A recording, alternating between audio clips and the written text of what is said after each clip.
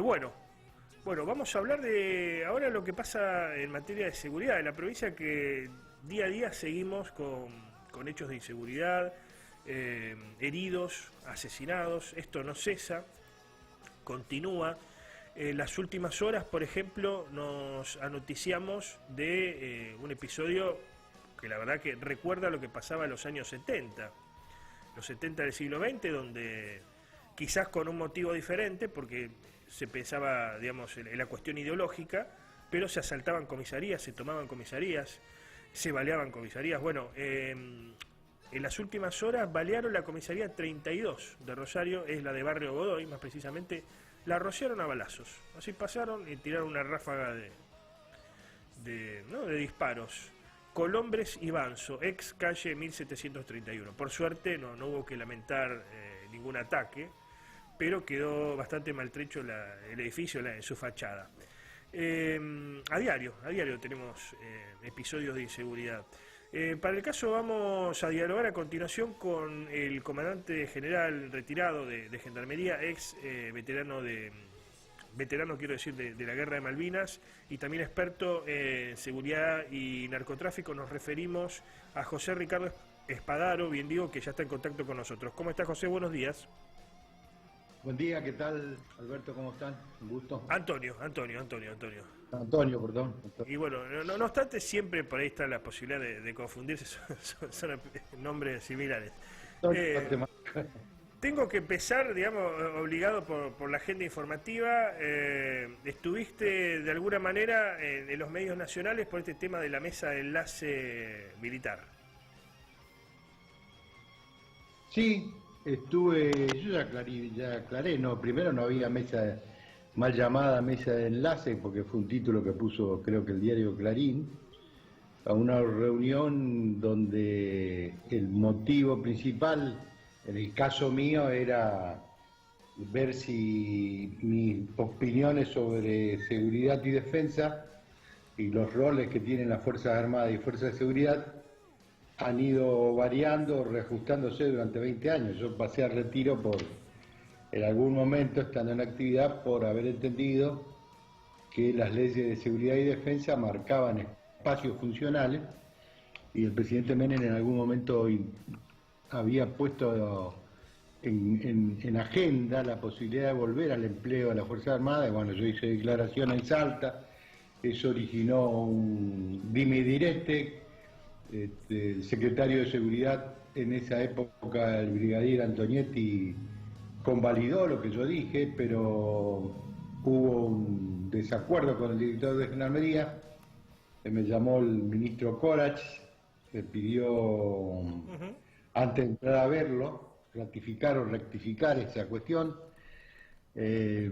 Por supuesto me ratifiqué, yo no había cuestionado de ninguna manera la opinión del presidente. Lo que pasa es que el presidente no había adoptado una decisión y el tema era algo que yo en eso no he modificado. Si yo era comandante general, comandante del tercer cuerpo, la tercera región de Gendarmería, y tenía el tan alto cargo, y a una pregunta voy a eludir y decir, no sé, pregunte, ¿cómo, para qué llega a esa jerarquía y a ese cargo? Si no es para dar una opinión técnica. Bueno, y claro, eso fue todo, y ahora lo mismo. Ese grupo, el grupo donde vos abrevás, ¿cuándo se conforma, digamos, y quiénes los integran? No integra a nadie, no, eso fue una reunión invitada. Una reunión, solamente una reunión. Por todos lados. Claro. Fue una invitación del general Bossi, que en su momento, cuando yo estaba en actividad, él era secretario general del Ejército. Habíamos tenido diferencias también en este tema. Y bueno, pero por supuesto, el año pasado hubo otro debate donde yo participé también, y participó el general Bossi y la coordinó el exministro Jaunarena. Fue un debate interesante. Y bueno, hay cuestiones que han cambiado y otras que no han cambiado. Entonces, o sea, descartás toda posibilidad de, como dijo Agustín Rossi, de que se establezca una conducción paralela del ejército, nada. O sea, pero eso es una interpretación que hizo el ministro de algo que nunca existió ni va a existir, porque nosotros yo fui como Juan Pedro, no fui representando a nadie, tengo la entidad propia para Claro. ser un pensador libre como estoy ahora opinando sobre las cuestiones que me preguntan. Ahora Y voy a tampoco seguir. tampoco está mal la opinar sobre defensa. Yo creo que es un tema que hace falta tratarlo en la Argentina y sin ideología, ¿no? Porque si no, por así se cae en preconceptos. Ahora, No. esto es una especie, pregunto, ¿no? Es una especie de cortina de humo, lo del gobierno, este tema como otros, para evitar hablar de otros temas más acuciantes, como por ejemplo la economía, la situación catastrófica en materia social que tenemos. ¿Puede haber servido como columna de humo? Digamos como la... Porque, a ver, no sería la primera vez que pasa. Los gobiernos habitualmente recurren, más generalmente los de centro-izquierda han recurrido a la Argentina a la amenaza institucional, ¿no? Al fantasma de una presunta intentona.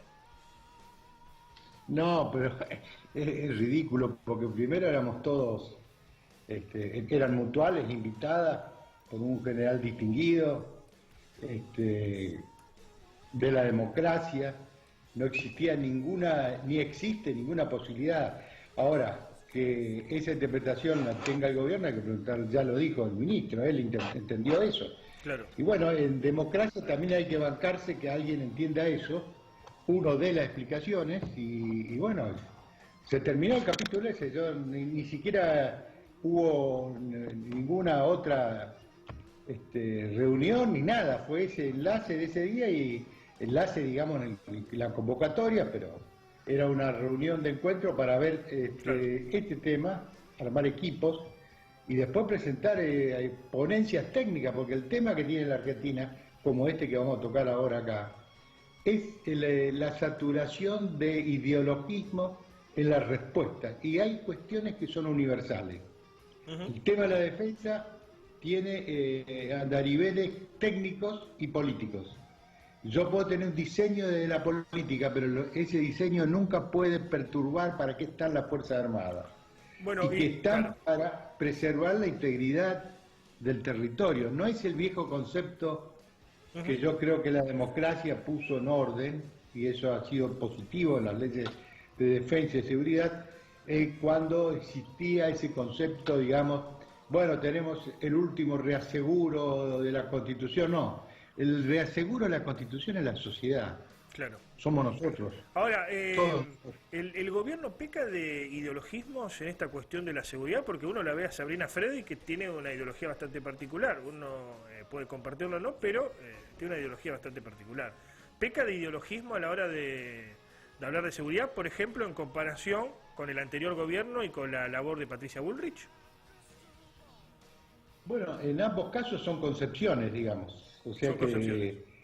alguna matriz ideológica siempre está presente. Lo que pasa es que si yo voy a hablar de seguridad, por ejemplo, ahora entro en este tema,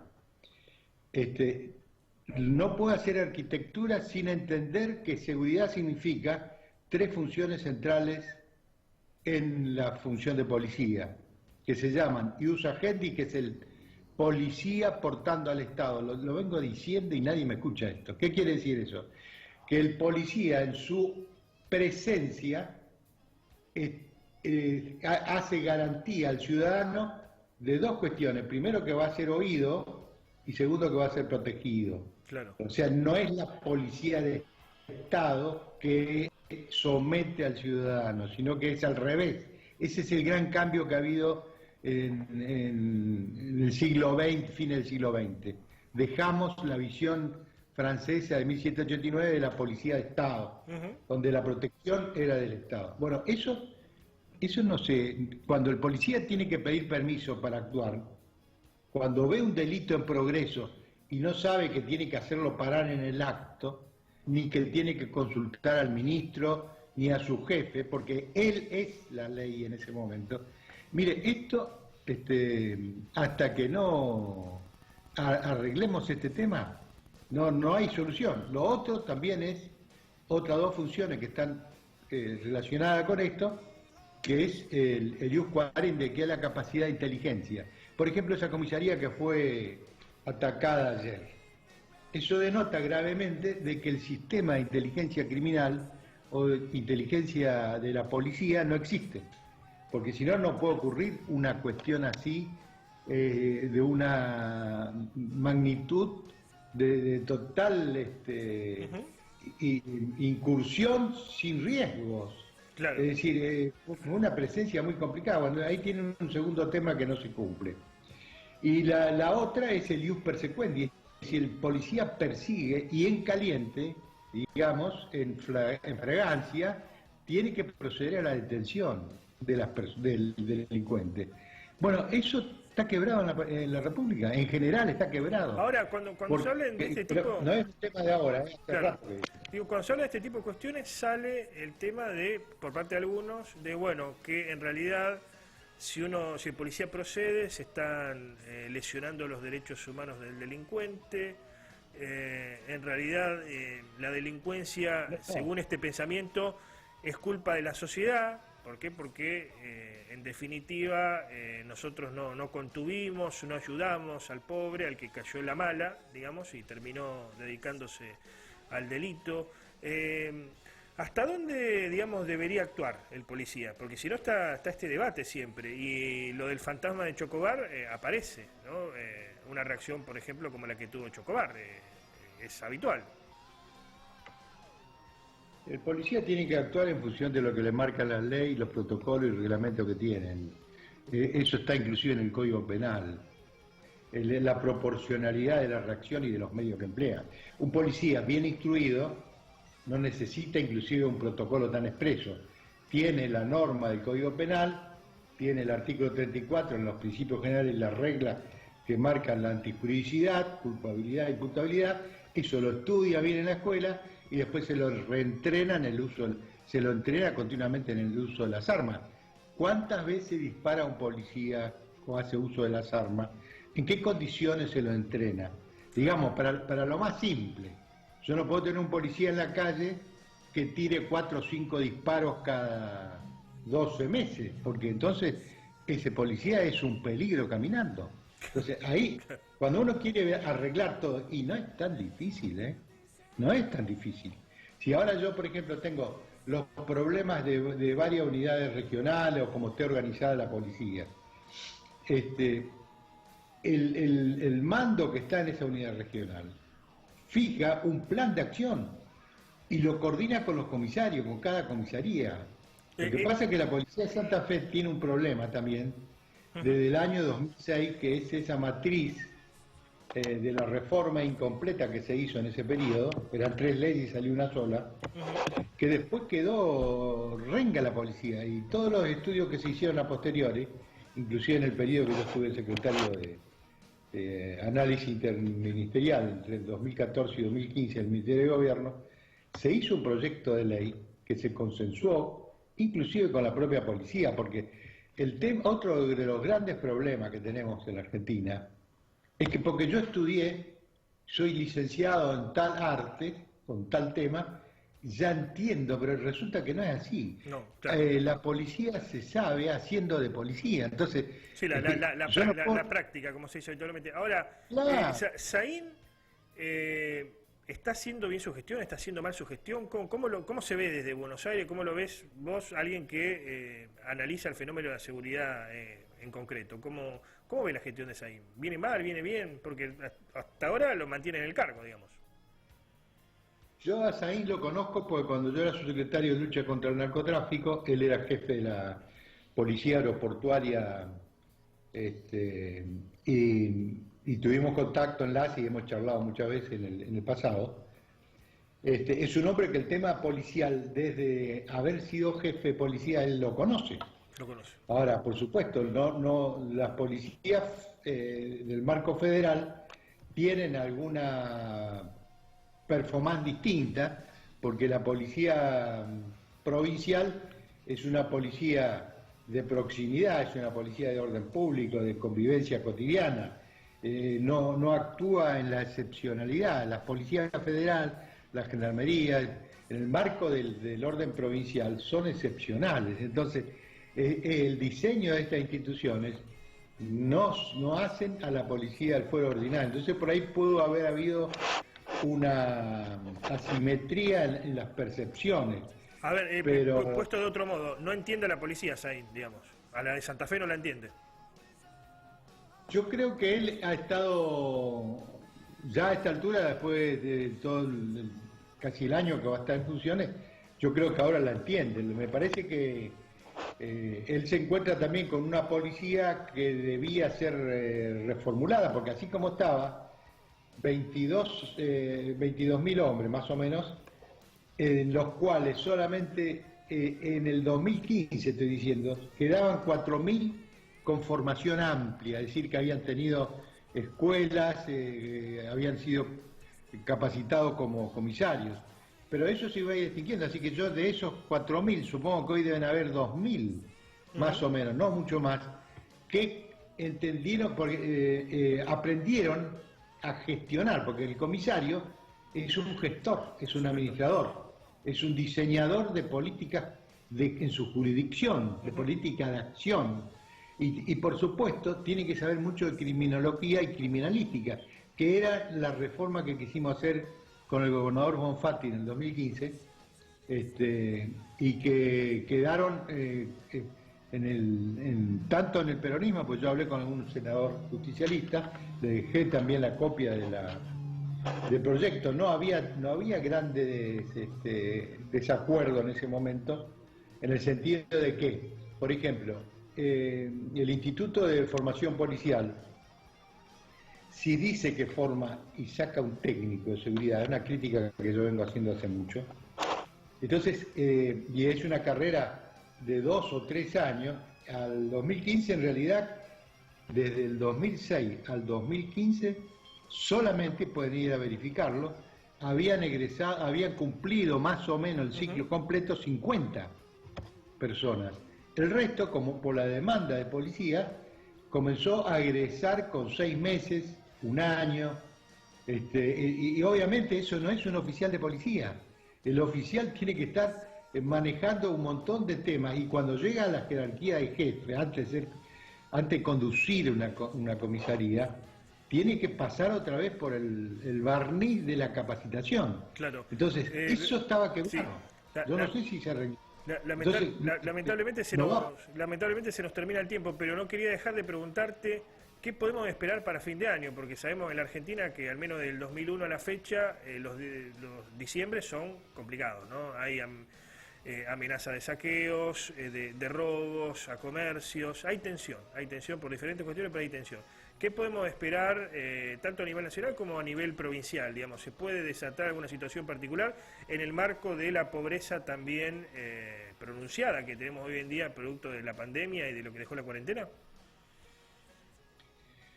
La proyección de escenario, tal como estamos hoy, el número terrible de precariedad que hay en la sociedad, es un ingrediente que podría uno decir es probable que haya demanda de respuesta, y además las organizaciones que se ocupan de esos temas seguro que van a tomar alguna iniciativa en ese campo.